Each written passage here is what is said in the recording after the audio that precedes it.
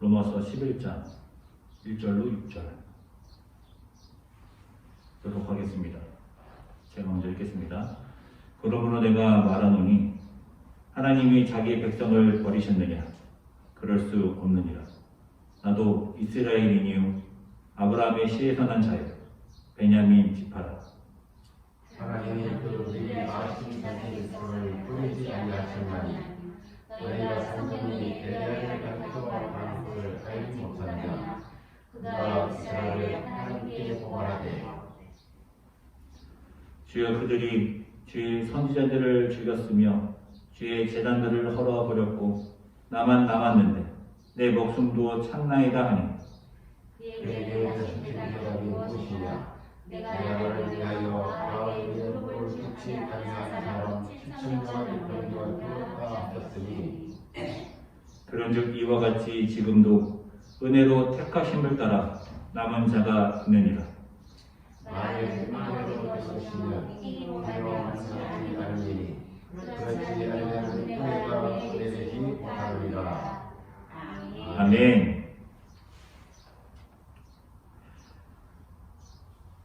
우리는 지난 시간에 예수님은 아름다운 흠모할 만한 것이 없었다, 이것을 나누었어요. 왜 이스라엘이 예수님을 믿지 않았는가? 예수님께서 가신 길을 가지 않았는가? 왜냐하면 보기에 아름답고 흠모할 만한 것이 없었기 때문에. 만일 흠모할 만하고 아름다웠다면, 그것이 나에게 유익이 된다면 가지 말라고 해도 가겠죠. 그런데 그 길이 전혀 아름답지 않으니까 가지 않았다. 그렇지만 이방인은 그럼에도 불구하고 그 길에 갔다라는 말씀을 나누었어요. 유대인들이 왜 예수님을 믿지 않았을까? 예수님께서 가신 길을 가지 않았을까? 1년 또 이해는 됩니다. 유대인들이 메시아를 간절히 소망했죠. 하나님의 언약의 성취를 기다렸는데 이스라엘이 기다린 언약의 성취는, 메시아는 자신들을 구원할 민족적 메시아였어요.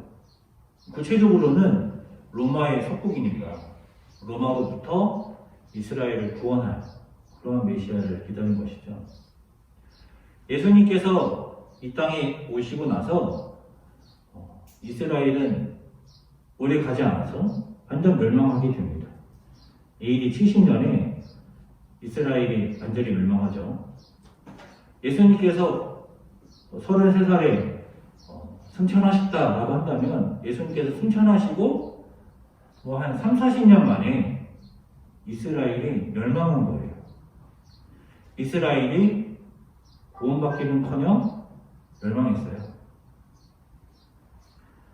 예수님께서 메시아라고 한다면 로마로부터 이스라엘을 구원해야 되는데 구원하기는커녕 로마 군인들의 손에 죽었으니까, 게다가 나무에 매달리는 것은 저주받는 거라고 했는데 나무에 매달려 죽으셨으니까 어떻게 예수님을 믿을 수 있겠습니까? 그런데 예수님의 제자들이 예수님이 부활하셨다라고 증언하기 시작했죠. 또 그 증언은 얼마나 듣기 싫었겠어요. 본인들은 봤다, 만났다 하지만. 그래서 예수님의 제자들을 박해하죠. 예수님의 제자들을 박해하는 가운데 그 중에서도 특히 열심히 있던 사람이 로마서를 쓴 바울입니다. 바울이 그 누구보다도 예수님 믿는 사람들을 박해했어요. 사도행전 9장으로 가보죠.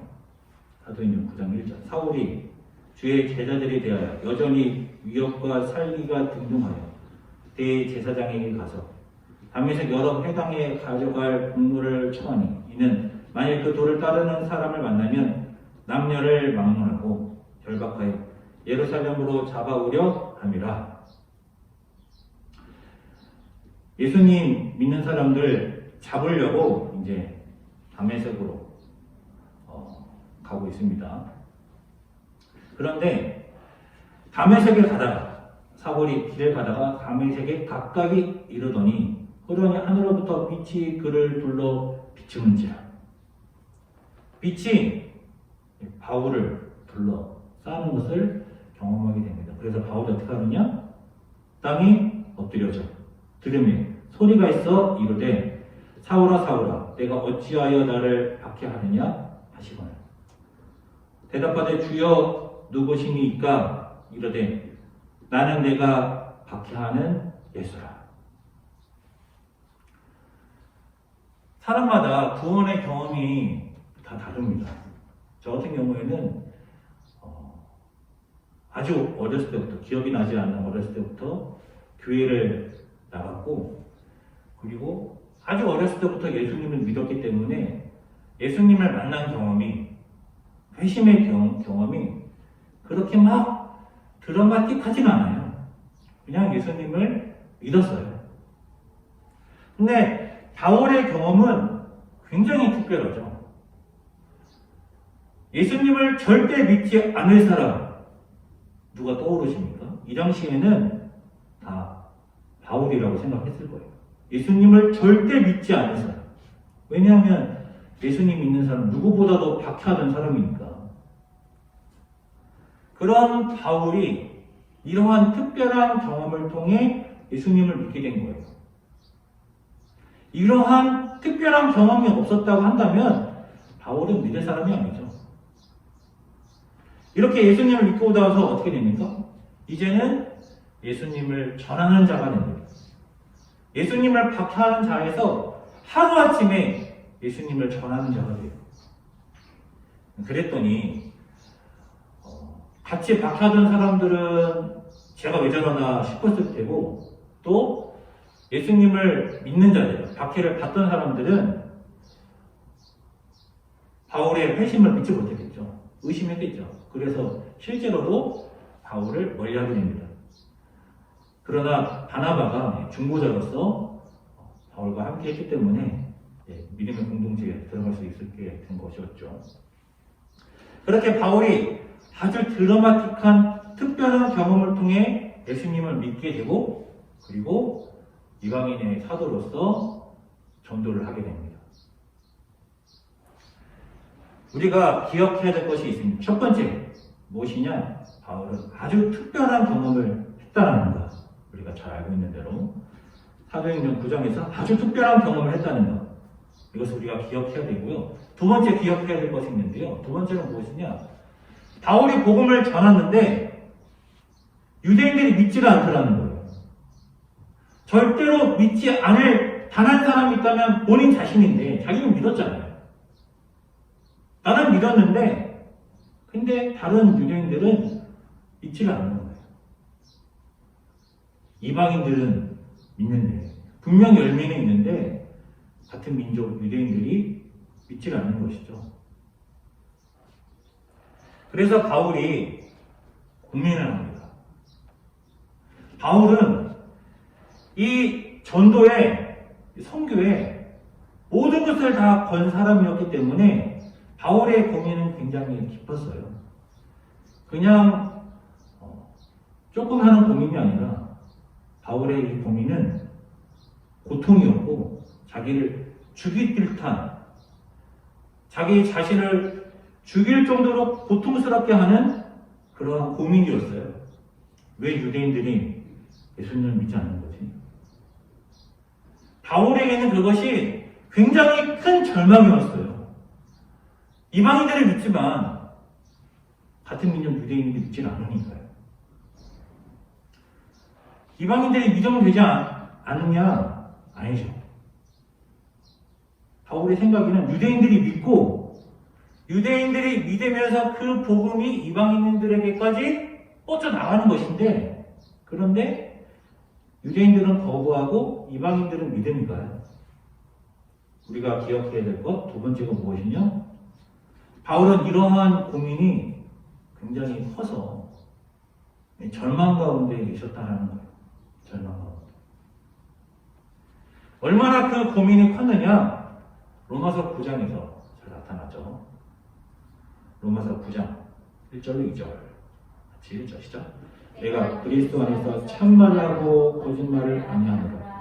나에게 큰 근심이 있는 것과 마음에 그치지 않는 고통이 있는 것을 내 양심이 성령 안에서 나와 더불어 증언하노니.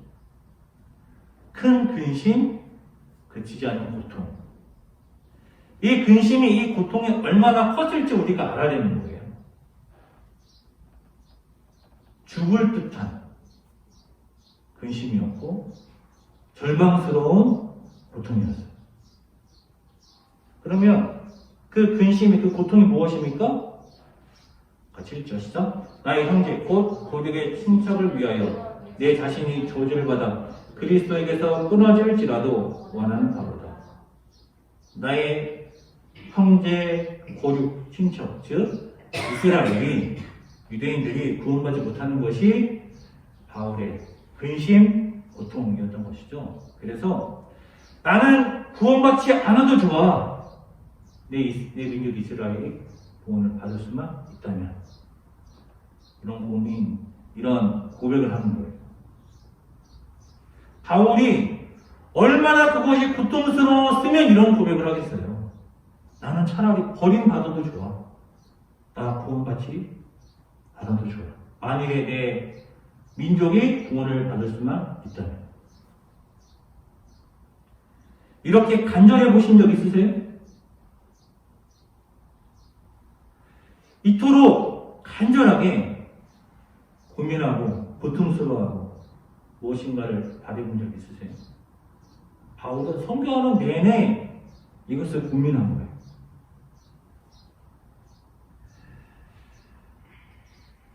그래서 그들은 이스라엘 사람이나 그들에게는 양자됨과 영광과 언약들과 율법을 세우신 것과 예배와 약속들이 있고 조상들도 그들의 것이요 육신으로 하면 그리스도가 그들에게서 나셨으니 그는 만물 위에 계셔서 세세에 찬양받으실 하나님이시라. 아멘. 그러나 하나님의 말씀이 폐하여진 것 같지 않도다. 언약의 백성 이스라엘이 왜 구원받지 못하는 거지?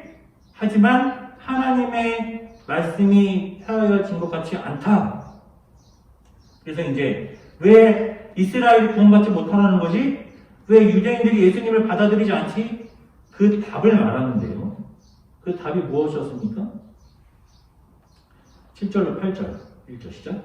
또한 아브라함의 씨가 다 그의 자녀가 아니라 오직 이삭으로부터 난 자라야 내 씨라 불리리라 하셨으니 곧 육신의 자녀가 하나님의 자녀가 아니요 오직 약속의 자녀가 씨로 여기심을 받느니라. 그토록 바울이 고민하고 고통스러워하며 절망하며 얻은 답이 무엇이냐? 선택받은 자가 구원받는구나 라는 거예요. 그래서 우리가 로마서 9장에서 이중 예정에 대해서 함께 나누었죠. 하나님께서 긍휼히 여길 자를 긍휼히 여기시고 완악하게 할 자를 완악하게 하신다. 하나님의 주권대로, 하나님 마음대로 하나님께서 구원하신다, 선택하신다. 로마서 9장에서 우리가 이중 예정을 함께 나누었어요. 이중 예정 나누면서 우리가 예지 예정도 나누고 왜 예지 예정이 나왔는지, 하나님께서 구원을 선택하신다라고 했을 때에 왜 우리들에게 그 교리가 불편한지 여러 가지를 나누었어요. 그러면서도 왜 바울이 이렇게 답을 내릴까? 그토록 고민하고 고통스러워하고 죽을 듯한 절망 가운데 얻은 답이 하나님은 하나님의 마음대로 선택하셔서 구원하셔. 이것이 답이 되는 것인가? 그런 것들을 우리가 나누었죠. 그러면서 우리가 많은 교리와 또한 적용점을 찾아봤었는데요. 우리가 두 가지를 기억해야 된다고 했어요. 첫 번째가 무엇이었습니까? 첫 번째, 바울은 굉장히 특별한 경험을 통해 예수님을 믿게 되었다는 거예요. 그리고 두 번째, 그렇게 회심한 바울이 복음을 전할 때에 유대인들이 믿지 않는 것, 그것을 굉장히 깊게 고민하고 그리고 고통스러워하였다. 죽을 듯한 절망했다.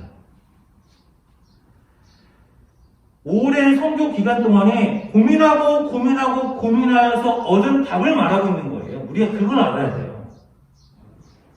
우리가 이토록 절망해 보았는가? 이토록 고민해 보았는가? 간절히 답을 찾아봤는가?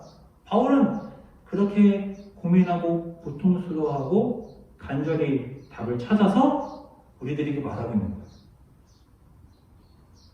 그것이 무엇이었습니까? 하나님께서는 이중 예정을 통해 구원하신다. 선택하신 자들을 구원하신다. 그래서 이 답이 굉장히 교리적이고 또 너무 이 답이 차갑게 느껴져서 바울의 열정과 바울의 간절함이 이 답 가운데 잘 느껴지지가 않아요. 자, 그리고 나서 오늘 본문으로 갑니다. 같이 읽으시죠. 그러므로 내가 말하노니 하나님이 자기의 백성을 버리셨느냐? 그럴 수 없느니라. 나도 이스라엘이니요 아브라함의 씨에서 난 자요 베냐민 지파라. 로마서 9장에서 나왔던 질문과 비슷해 보이죠? 하나님의 말씀이 폐하여진 것 같지 않죠? 하나님의 말씀이 폐하여졌느냐? 그렇지 않다라는 것이죠. 오늘 본문도 비슷한 질문인 것 같아요. 하나님의 말씀이 폐하여진 것이냐? 그런 것 같지 않다. 하나님이 자기의 백성을 버리셨느냐? 그렇지 않다. 왜 그렇지 않느냐? 왜냐하면 나도 이스라엘이요 아브라함의 씨에서 난 자요 베냐민 지파라. 이게 무슨 말이냐면요.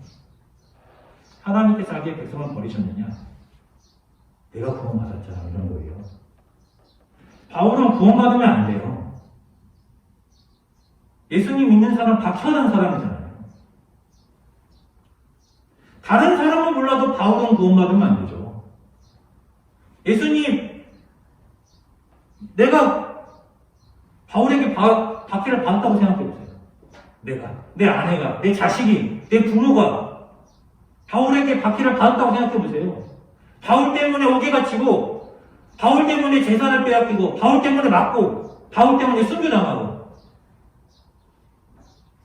그런데 바울이 예수님을 믿다니.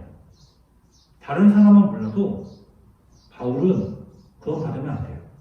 그런데 그러한 바울이 특별한 경험을 통해서 예수님을 믿게 된 거예요.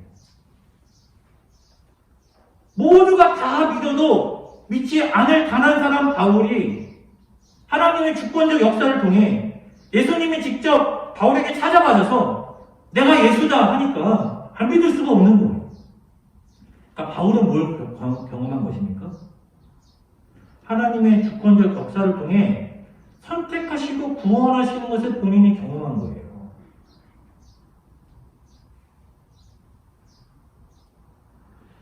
같이 읽으시죠. 하나님이 그 미리 아신 자기 백성을 버리지 아니하셨나니 너희가 성경이 예레미야를 가리켜 말한 것을 알지 못하느냐. 그가 이스라엘을 하나님께 고발하고 하나님이 그 미리 아신 자기 백성을 예지 예정이네. 우리 로마서 9장 말씀 나누면서 이중 예정과 예지 예정 함께 나누었죠. 하지만 미리 아신 자기 백성, 미리 아셨다라고 해서 이것은 예지 예정 말하는 게 아니에요. 바울은 분명하게 로마서 9장에서 이중 예정을 말하였고 오늘 본문에서도 이중 예정을 말하는 거예요. 그런데 우리가 로마서 9장 이중 예정 나눌 때에 남문자 사상에 대해서 나눴던 거 기억하십니까? 남문자 사상. 분명히 성경에서는 이중 예정적인 교리, 이중 예정적인 사상, 하나님의 주권적 역사, 그러한 것이 성경에 나오죠. 성경 곳곳에 나와요. 성경 곳곳에 나오지만 이중 예정이라는 안경을 끼고 성경을 보면 안 된다고 했어요. 모든 것을 이중 예정으로 다 풀면 안 돼요. 그렇게 하면 어떻게 된다고 했었죠? 그러면 그냥 하나님의 선택하심을 따라서 구원받을 사람은 구원받고 지옥 갈 사람은 지옥 가는 거예요. 그러면 전도는 왜 하나요? 전도할 필요 없어요. 하나님께서 창사전에 선택한 사람은 무조건 구원받는 것이고, 그리고 하나님께서 선택 안 한 자들은 버림받는 거예요. 왜 거룩하게 살아야 되나요? 거룩하게 살 필요도 없어요. 선택받은 자는 구원받으니까요. 이중예정의 교리로 성경을 보면 그렇게 되는 거예요. 논리가 그렇게 갈 수밖에 없는 거예요. 물론 이중예정적인 사상이 그러한 교리가 성경 곳곳에서 나오지만 성경 처음부터 끝까지 성경을 꿰뚫고 있는 사상은 아니라고 했어요. 그러면 성경을 처음부터 끝까지 꿰뚫고 있는 사상은 뭐라고 했습니까? 하나님께서는 행하신 대로 부응하신다. 하나님께서는 행하신 대로 부응하신다. 하나님께서는 행하신 대로 부응하시는데, 그러면 모두가 다 심판받아야 하는 거 아닌가? 그렇지만 소수의 우리가 늘 거룩하게 구별되어 있더라는 거예요. 그래서 우리가 로마서 9장 나눌 때 예로 들었던 것이 있었죠. 노아가 있습니다. 노아. 하나님께서 죄가 너무 많으니까 아예 세상을 심판하시기로, 쓸어버리시기로 결정을 했어요. 그런데 모두가 다 죄를 졌느냐? 모두가 다 타락했느냐? 세상과 구별된 거룩한 소수가 있었어요. 노아의 가정. 그래서 하나님께서는 그들을 구원하셨어요. 소돔과 고모라가 너무 죄가 많으니까 하나님께서 심판하셨어요. 그런데 모두가 다 죄 가운데 있었느냐? 딱 한 가정이 또 있었죠. 롯의 가정. 그리고 제가 오늘 본문을 그때 또 예로 들었었어요. 엘리야가 생각하기엔 모두가 다 하나님을 버린 거예요. 모두가 다 하나님을 버렸고 하나님을 버리지 않은 사람들은 다 죽었어요. 그래서 자기만 남았어요. 자기만. 엘리야가 하나님께 뭐라고 고발하느냐? 주여, 그들이 주의 선지자들을 죽였으며 주의 제단을 헐어버렸고 나만 남았습니다. 나만 남았습니다. 그리고 그들이 내 목숨도 찾나이다. 나만 남았고, 그리고 이제 하나 남은 나의 목숨도 저들이 죽이려고 합니다. 엘리야 죽으면 어떻게 되는 거예요? 아무도 안 남는 거예요. 엘리야가 어떤 절망 가운데 있었는지를 생각해 보자고요. 나만 예수님 믿는다고 생각해 보세요. 나만. 모든 사람들이 다 안 믿어요. 그리고 믿는 사람들을 다 죽이고 나만 예수님 믿게 된 거예요. 엘리야가 지금 그러한 절망 가운데 있어요. 그러한 절망 가운데 하나님께 나만 남았습니다 했더니 하나님께서 뭐라고 하시느냐? 같이 읽죠. 시작. 그에게 하신 대답이 무엇이냐? 내가 나를 위하여 바알에게 무릎을 꿇지 아니한 사람 7,000명을 남겨두었다 하셨어요. 엘리야가 절망 가운데 주님 저만 남았습니다. 그렇게 고백할 때 하나님이 아니야. 7,000명을 내가 남겨놨어. 그때 엘리야 기분이 어떻겠어요?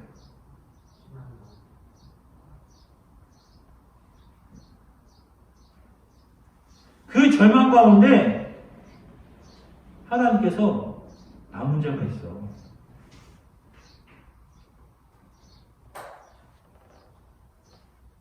그런지 이와 같이 지금도 은혜로 택하심을 따라 남은 자가 있느니라.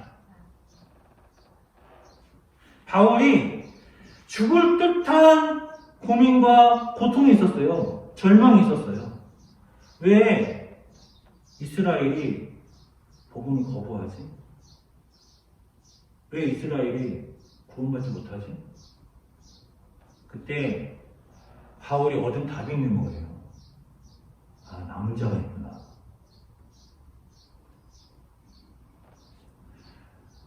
바울이 이 답을 얻었을 때의 그의 기쁨과 감격을 아시겠습니까? 잘 모를 수 있어요. 우리가 그렇게 고민하고 절망하며 답을 찾아본 적이 없으니까.